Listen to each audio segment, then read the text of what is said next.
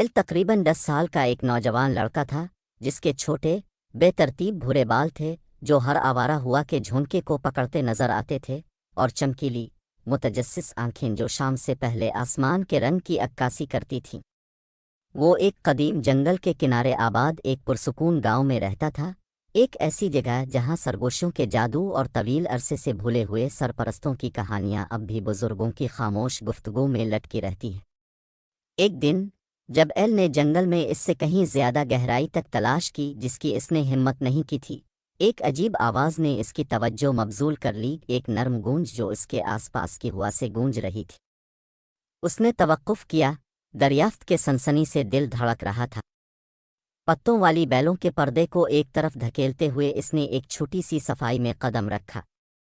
वहां बीच में कुछ ऐसी चीज थी जिसने इसकी आंखें हैरत से फैली हुई थीं। एक पत्थर का मेहराब, कदीम और रेंगती हुई काई से ढका, इसकी सतह पर धुंधले चमकते हुए रनों की खद।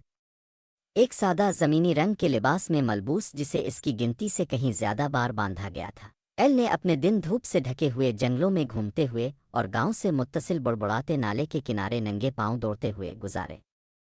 अगरचे इसके कपड़े सादा और अच्छे पहने हुए थे, लेकिन इसकी रूह कुछ भी आम थी।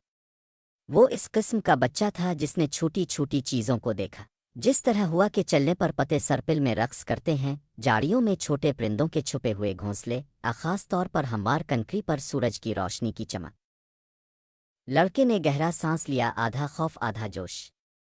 ये एक ऐसी मुहिम जोई का आगाज था जिसका वो सिर्फ ख्वाब ही देख सकता था, और एक कदम आगे बढ़ने के साथ एल को मालूम था कि कुछ भी दोबारा पहले जैसा नहीं होगा।